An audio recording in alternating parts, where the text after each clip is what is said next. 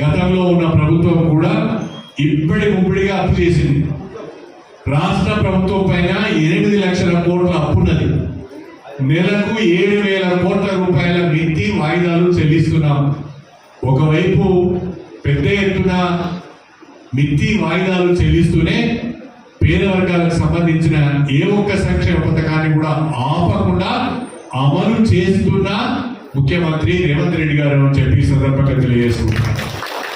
దేశంలో ఏ రాష్ట్రంలో లేని సంక్షేమ పథకాలు మన రాష్ట్రంలో ఉన్నాయి. 2 రూపాయల కిలో బియ్యం ఇచ్చింది ఎవరు? 2 రూపాయల కిలో బియ్యం ఇచ్చింది ఎవరు? మర్చిపోతాను మీరందరూ. ఇదే వచ్చింది అవస్థ. ఆ మహానుభావుడు ఎన్టీ రామారావు గారు 2 రూపాయల కిలో బియ్యం ఇచ్చాడు.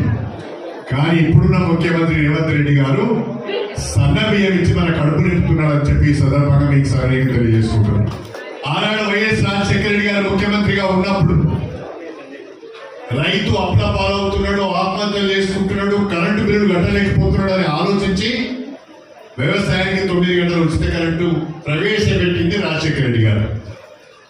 కానీ ఇవాళ రేవంత్ రెడ్డి గారు ముఖ్యమంత్రి అయిన తర్వాత వ్యవసాయానికి ఉచిత కరెంట్ ఇస్తూనే గ్రామాలలో ఉన్న పేదవాళ్ళు ఇంటికి వాడుకునే కరెంటుకు బిల్లులు కట్టలేక ఆగమవుతున్నారు, ఇబ్బందులు పడుతున్నారు. నెలకు 400, 500 కట్టాలంటే వాళ్ళకి వీలైతే లేదని చెప్పి ఆలోచించి నెలకు 200 యూనిట్ల వరకు ఇంటి అవసరాల కొరకు కరెంటును వాడుకుంటున్న వాళ్ళకు ఉచిత కరెంట్ ఇస్తున్న వ్యక్తి రేవంత్ రెడ్డి గారు అని చెప్పి ఈ సందర్భంగా తెలియజేసుకుంటున్నారు. పాపం కొన్ని రాజకీయ పార్టీలు తెలంగాణ అభివృద్ధిని అడ్డుకునే ప్రయత్నం చేస్తున్నాయి. తెలంగాణలో అమలవుతున్న సంక్షేమ పథకాలను అడ్డుకునే ప్రయత్నం చేస్తున్నాయి. రైతులను రెచ్చగొట్టే ప్రయత్నం చేస్తున్నాయి. ప్రజలను రెచ్చగొట్టే ప్రయత్నం చేస్తున్నారు.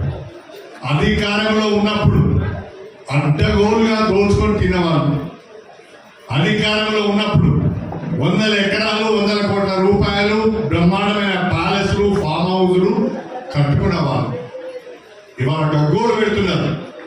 ఆయన రైతులకు వేడి వేసిన వాళ్ళు కూడా ఇవాళ రైతుల గురించి మాట్లాడుతున్నారు.